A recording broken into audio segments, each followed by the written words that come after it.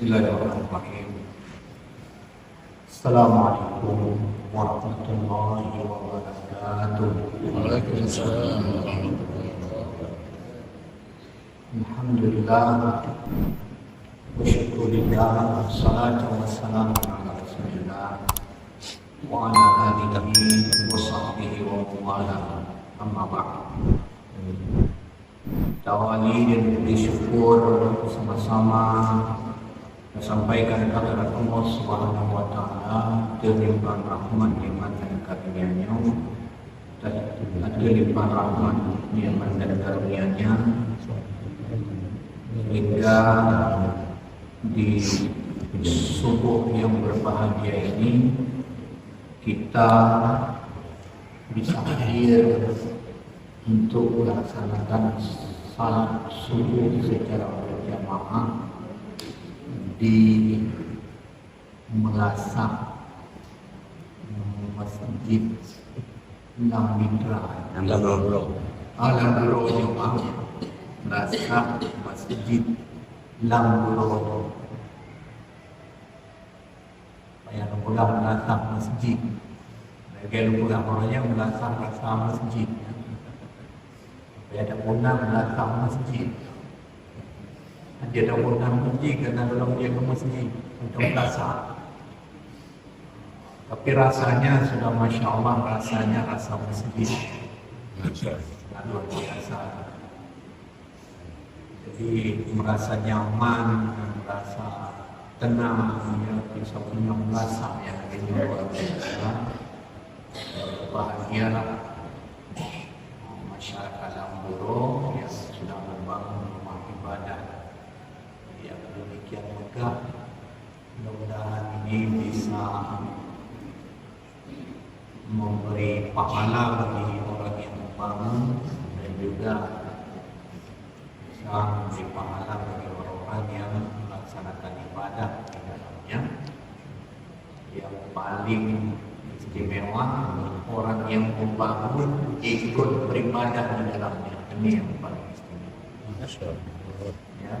Sudah membangun masjid, sudah membangun rasa rumah ibadah, kemudian bisa pula beribadah di dalamnya.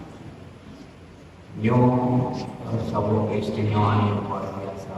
Kamu hanya ikut membangun tapi bisa beribadah di dalamnya, itu pahalanya akan kembali kepada orang yang membangun dan juga kepada orang yang melaksanakan ibadah. Alhamdulillah, syukurillah.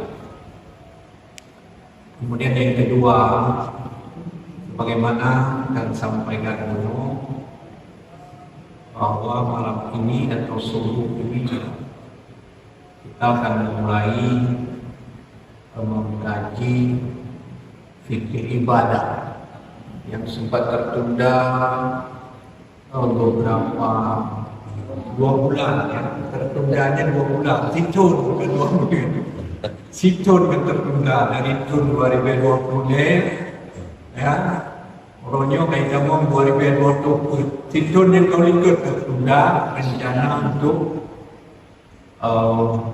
berfikir, belajar fikir di masjid yang di Melasah yang kita cintainya.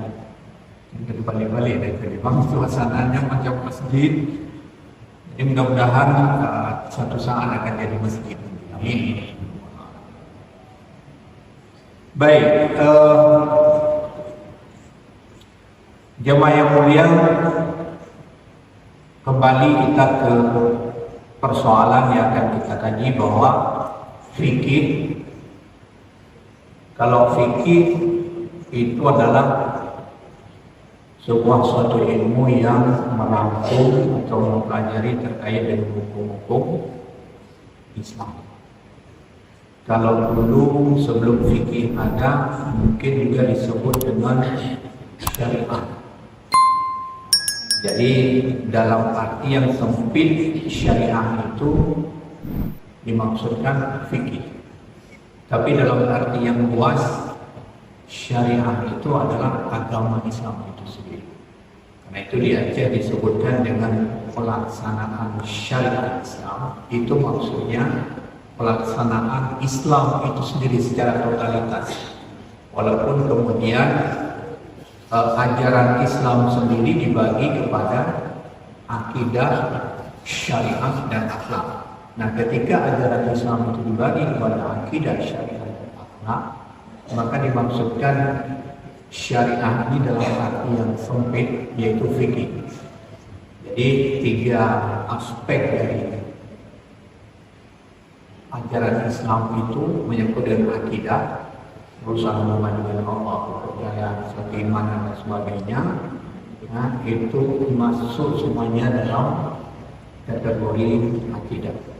Ketika disebutkan syariat, itu semua yang berhubungan dengan amal perbuatan manusia yang ada hubungannya dengan hukum-hukum, ya, yang dihukumi adalah perilaku manusia, perbuatan manusia. Itulah yang dimaksudkan dengan fikih. Jadi fikih ini disadur semuanya dari Al-Quran dan Sunnah, ya. Apa kata Al-Quran dirumuskan, nah, inilah dia hukum-hukumnya disebut dengan fikih.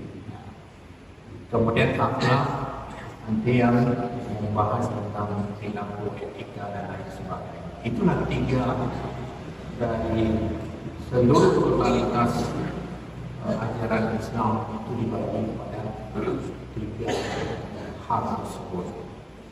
Jadi ketika seseorang menyampaikan tentang Islam, itu tidak akan pernah keluar dari 3 hal tersebut. Kalau bukan urusan akidah, berarti akan berbicara urusan syariah. Kalau bukan urusan syariah dan akidah, maka orang akan berbicara urusan akhlak. Jadi jemaah yang mulia, dan fikih ini sudah dibagi-bagi sekarang. Kalau dulu masih namanya fikih, semuanya fikih. Mulai diawali dari bab at-taharah. Jadi semua totalitas fikih dari mulai bab taharah, di situ urusan bersuci, urusan berwudu, urusan tayamum, membasuh atas khuf, ya, urusan mandi dan lain-lain sebagainya. Kemudian masuk bab salat, semuanya fikih. Tapi sekarang, ya, nanti bab salat, bab zakat, bab haji dan sebagainya. Tapi sekarang kadang-kadang itu sudah dibagi, semua fikih-fikih itu sudah dibagi per topik, per bab-bab itu. Misalnya ada fikih taharah, fikih salat, fikih zakat, ada fikih haji, ya, ada fikih perempuan, fikih nisa. Ini paling hebat begini perempuan, semua dia punya. Fikih perempuan, Nyolaga mana fikih laki-laki mana, Subrino hebat ini. Orangnya dia dah melino ada. Manut dia punya dalam mana yang mian makin diri orang ada ni. Jadi karena istimewanya urinong jadi di urinong itu guna fikih. Nah, ada minta fikih laki-laki lah. Jadi mio dalam bab urinong dia ada ibu kota, namanya bapak kota tidak ada. Negara Mesir itu disebut dengan, mereka menggelarnya dengan umum dunia. Umum dunia itu apa namanya? Ibunya dunia. Ibunya dunia. Kadang-kadang kamu belum ngerti ya, buat seperti juga hewannya umum dunia, bertemu juga Indonesia Allah masih umum dunia, berarti Indonesia ada ayahnya. Nah, kata mereka nggak ada ayah dunia, yang ada cuma umum dunia. Jadi khusus ibu. Jadi sampai urusan ibu, fikih wanita, ada dinas pemberdayaan perempuan, ya, balai wanita, macam-macam urusan wanita macam-macam. Baik, tapi kamu ada cemburu, insya Allah menyambut dengannya. Ada ibu dan fikih laki-laki, karena fikih secara umum, ya, berbicara untuk laki-laki dan juga wanita. Baik, jemaah yang mulia, kita akan awali sebagaimana kesepakatan, kita akan awali dari awal. Mungkin nanti dalam perjalanan silakan kita menyarankan apa yang harus kita kaji. Karena fikih itu sangat luas. Ya. Kalau diawali dari at-taharah misalnya, itu mungkin selesainya nggak akan kapan selesai. Karena kajian kita sebulan sekali, namanya masalah taharah saja bisa memakan waktu bertahun kalau seminggu sebulan sekali. Kalau sebulan sekali kan artinya setahun, jika ada waktu panjang itu cuma 12 kali. Ya, halangan satu kali tinggal 11, nanti potong bulan suci Ramadan, libur satu kali tinggal 10, halangan 2 kali tinggal 9, kira-kira seperti itu. Dan sehingga mengkaji bab taharah nanti akan berulang di taharah selalu. Dan setiap kali kita kaji, belajar taharah lagi. Nanti berhenti, ya, pengalaman tunggu kepala ini untuk bio, ya, dan jeda beberapa bulan. Nanti mulai lagi bab taharah lagi, nanti jeda lagi, mulai lagi bab taharah lagi. Jadi tidak selesai. Baik, tawali jemaah yang mulia, ahkam taharah, hukum bersuci. Makna taharah, arti dari definisi dari taharah itu at-taharah lughatan an-nadhafah wa at-takhallus min al-adnas hissiyatan kanat kan najas atau ma'nawiyatan kal-uyun. Jadi arti dari taharah, ya, artinya nadhafah. Bisa dua makna. Bisa ada makna maknawinya, juga ada makna isi. Jadi ada abstrak, ada konkret. Kalau yang konkret itu suci dari kotoran-kotoran. Ya, namanya taharah itu suci dari kotoran, dari debu, dari najis. Itu namanya isi, ya, sesuatu yang konkret. Tapi lebih dari itu, sebetulnya Allah menginginkan kita suci dari hal-hal yang sifatnya abstrak, dari hal-hal yang maknawi, yang tidak bisa dilihat. Contoh dosa, bisa dilihat dosa, menyodorkan dosa, ya. Lagi kita yang kalau najis, mungkin mudah bagi kita untuk menghilangkannya, sebagaimana kita menghilangkan najis. Tapi karena dosa ini tidak bisa dilihat, sesuatu yang abstrak, yang maknawi, dia ada, tapi tidak tahu bentuknya seperti apa. Berupa dosa akibat. Jadi karena itu orang tak peduli dengan dosa, tapi banyak orang peduli dengan najis. Saya yakin tidak ada seorang pun yang masuk ke rumah Allah ini bawa najis. Betul atau betul? Kenapa? Karena kalau ada najis, kita tak akan sah ibadah. Karena saya mendengar najis tetap mengenal masjid dan semayang, maka salat subuh kita jadi tidak sah. Jadi lagi yang mana? Tapi apa kita tahu bahwa beberapa orang yang masuk dalam rumah Allah ini yang membawa kotoran satu lagi, yaitu dosa.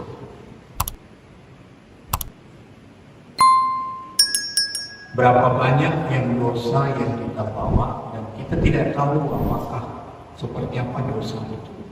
Mungkin di antara kita ada yang bawa dosa ke dalam ini, ke dalam rumah Allah ini, dan kita melaksanakan salat bersama dosa itu. Nah, itu yang sulit untuk kita hilangkan. Kenapa? Karena dia maknawiyat, sifatnya tidak bisa dilihat karena dia sifatnya abstrak. Nah, ketika berbicara tentang taharah, sebetulnya kita berbicara kedua hal tersebut. Jadi berbicara tentang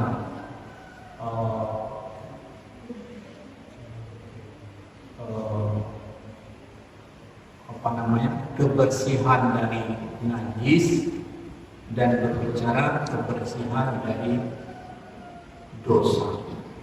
Walaupun urusan fikih itu hanya urusan najis saja, urusan kotoran-kotoran yang hisiah. Fikih tidak membicarakan urusan-urusan maknawiyah. Kenapa? Karena ada ilmu lain yang membicarakan urusan-urusan dosa. Jadi fikih dia yang namanya urusan fikih itu cukup syarat, cukup rukun, nggak ada mani, ya, asalkan lengkap syarat, rukun dan mana mani, mana halangan-halangan apapun itu sudah sah. Tapi perkara apakah ibadah seseorang diterima atau tidak itu nggak bisa dibicarakan. Apakah kabul atau tidak, itu bukan ilmu fikih. Ilmu fikih bicarakan sah, sudah sah, ya. Setiap syarat, setiap rukun, hana mani maksudnya yang menghalangi sahnya ibadah tersebut. Mani dengan dua terbayang dengan dua wujudnya mani, atau dengan dua terbayang dengan najis itu mani namanya. Urina dengan terbayang datang bulan misalnya itu jadi mani dia. Nah, sepanjang rukun syarat lengkap, tidak ada mani, secara fikih hitungannya sudah sah. Tapi apakah dapat pahala, apakah dikabulkan oleh Allah, itu bukan fikih yang punya tugas.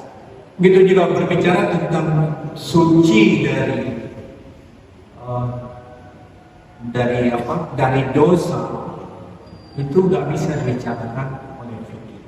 Fikih yang hisiah saja, nggak ada seperti ini yang najis agaknya cara suci, yang najis meno cara peglis.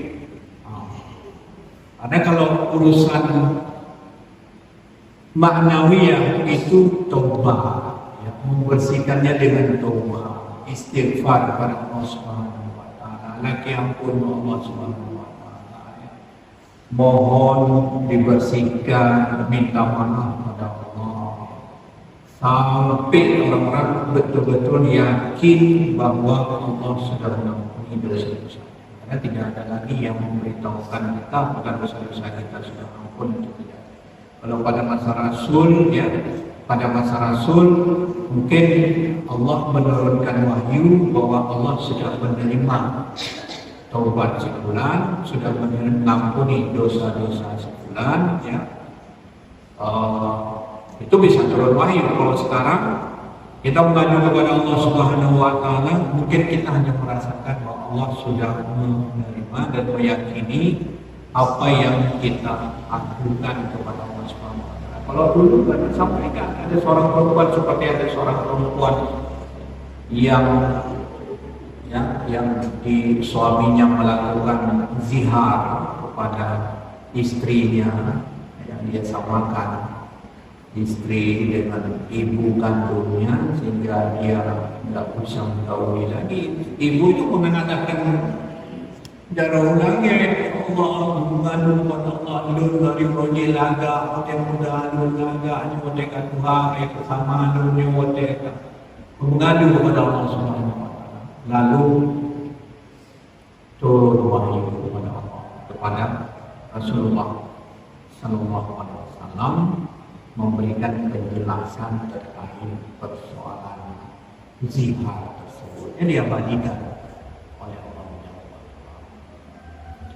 Baik, yang mulia, kembali bahwa tahara ya, itu adalah suci, baik dari hal-hal yang sifatnya konkret, najis, hissi, atau yang sifatnya abstrak seperti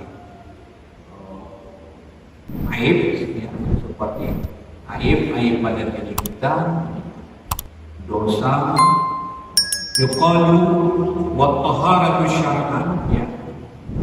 Adapun taharah suci secara syara' inilah fi'lun ma yustabahu bihi shalah atau ma fi hukmiha kal wudu, yaitu suatu pekerjaan, suatu kegiatan yang dengan pekerjaan tersebut dapat membolehkan atau dibolehkan melaksanakan perbuatan semacam salat atau yang seumpamanya, sembahyang, etika, baca Quran dan lain-lain. Seperti wudu, kata itu sebuah pekerjaan yang dengan pekerjaan tersebut membolehkan seseorang untuk melakukan ibadah yang membutuhkan kepada taharah, seperti wudu katanya.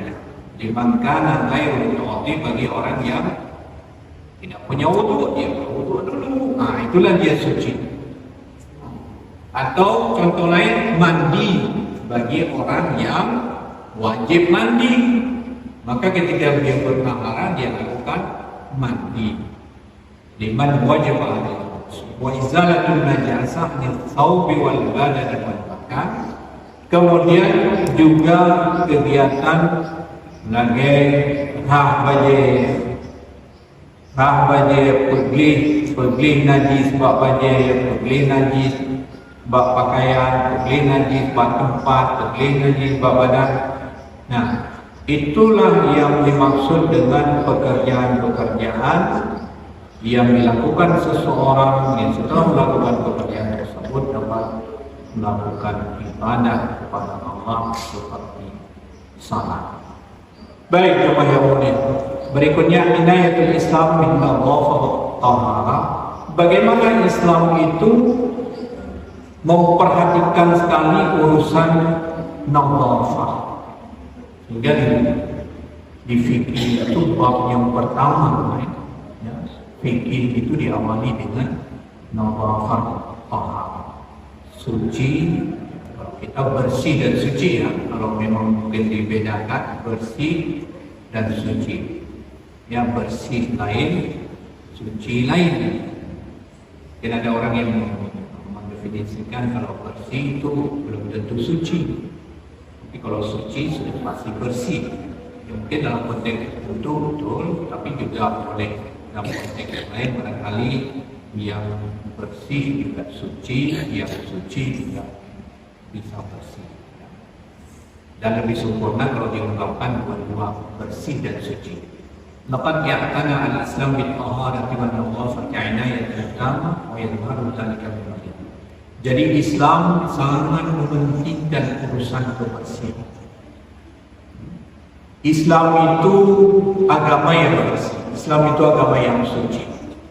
Jadi gak ada Islam itu mengakui kotor, najis, ya. Islam itu agama yang bersih, walaupun mungkin dalam prakteknya orang Islam itu tidak seperti itu. Tapi Islam itu sudah meletakkan fondasi dasar agar umat Islam itu betul menjaga bersih dan suci. Itu tidak ada pada agama yang lain. Kalau agama yang lain kita lihat misalnya mereka tidak cebok, itu banyak ya. Anai rangi ya, menjak luar negeri, dumian toilet anak iya mumang dong menjak luar negeri. Anak iya buat toilet, iya di hanya untuk peglih kotoran mandau, tapi kalau iya untuk peglih najis yang buat nama anak. Jadi mumang kadang-kadang ya memang ada cara sih dalam Islam, misalnya pakai. Kalau dalam Islam itu ada istijmar namanya yang bersuci dengan batu. Tapi kemudian karena dunia modern sekarang ini di toilet-toilet itu tidak ada lagi batu, ya digantikan dengan tisu. Memang para ulama berbeda pendapat terkait ini, karena ada yang mengatakan itu istijmar dengan batu, ya cebok dengan batu itu merupakan ta'abbud, ibadah kepada Allah Subhanahu wa taala, sehingga nggak bisa digantikan dengan yang lain, ya, dengan daun misalnya, dengan tisu.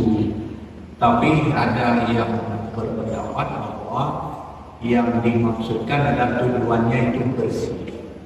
Ya, ketika batu bisa membersihkan ya kotoran yang ada pada badan kita saat cebok. Ya kalau ada benda lain yang dapat menggantikan posisi batu, maka itu bisa diterima.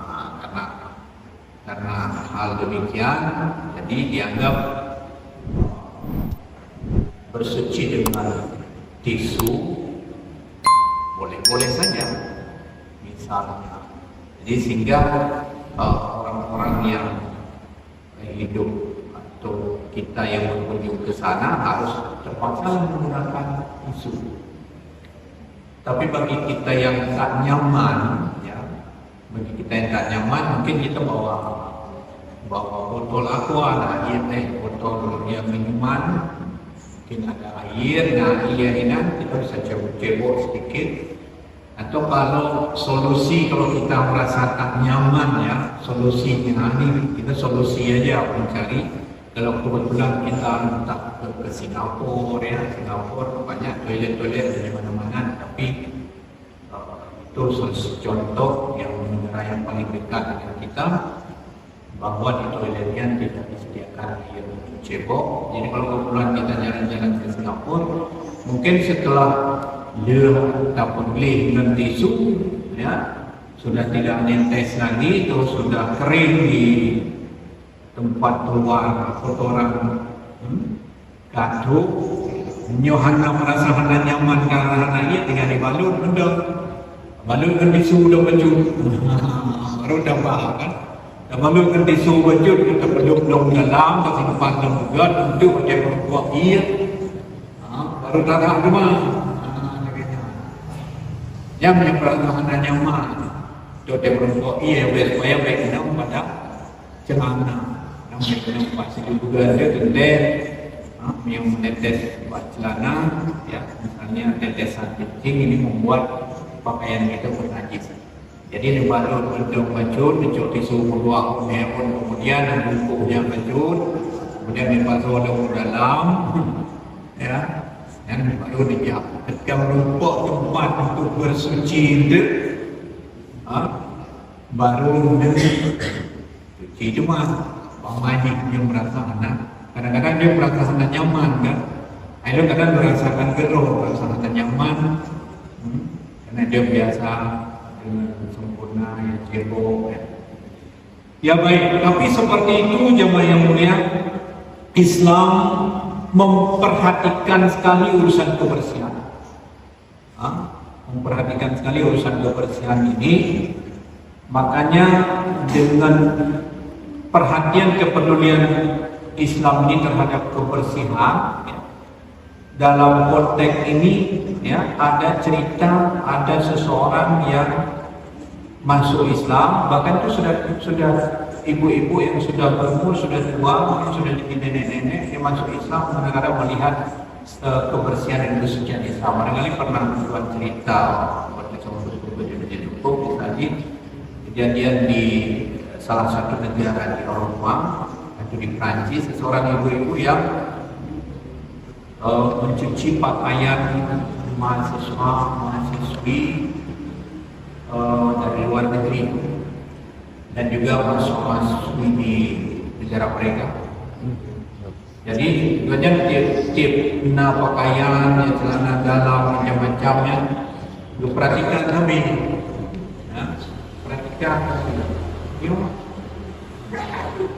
kota, nah kira-kira, yuk kota, lu dalam naik kita tinggi kita ambil cuma untuk menang-menang, berarti kita tapi yuk, deh. Anak B, anak E, anak cuma menangkan ketika bapaknya nyu ada mahasiswa-mahasiswi awak Roy, ya, awak non Muslim, nyu adalah mahasiswa-mahasiswi dari Timur Tengah, awak Arab yang mungkin Islam. Itu kan ini nyu satu ketika dia panggil cerita, dia tanya-tanya masuk di Timur Tengah. Jelaskan sama dia, kami ajaran Islam ini. Kami harus demo, kami harus ini. Ini sama awak. Kira-kira lebih seperti itu. Mungkinnya sehingga dia tertarik dan akhirnya dia masuk Islam. Masya Allah ya, kadang orang mendapat hidayah gara-gara orang Islam itu punya cara tersendiri untuk cebok yang tidak ada kencing itu tidak cebok. Tidak ada berak itu tidak cebok, semua cebok. Jadi karena itu tak ada tetesan-tetesan kencing, bekas-bekas kencing, bekas-bekas kotoran yang kena di celana dalam mereka. Karena itu celana dalamnya menjadi tidak bau, bersih, karena cumum, ya walaupun sudah dipakai seharian, dengan cumum. Mamanya anak tertuni, tiga, dia anak terami. Tiga untuk dia dah pakai tiga. Jadi tak cuma ini, nanti tetesan ni ada pada botetnya saya tak cuma. Jadi kalau ada, yang penting dites dari orang-orang. Dites dengan anak ni apa yang ini pada dalam jadi pun. Jadi cuma kita cuma pakai. Tapi ketika dicuci dengan bersih, begitu tidak akan sebau itu. Walaupun ada produk lain yang terserah ya.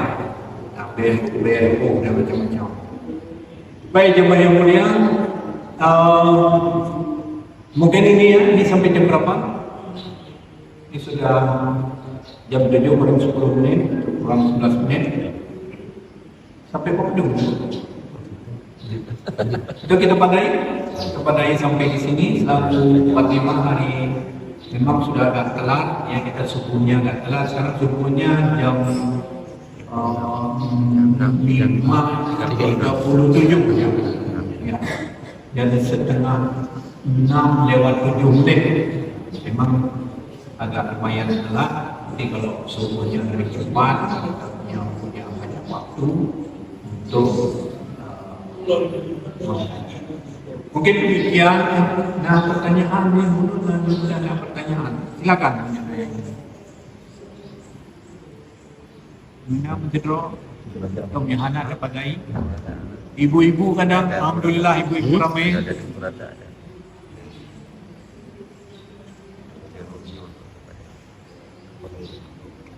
Ya memang tidak dipaksakan, mahana ada ukur lagi yang Pak Mardi ya. Untuk memulai mungkin tapadai. Baik jemaah yang mulia, untuk hari yang pertama demikian saja yang dapat kita kaji. Ya.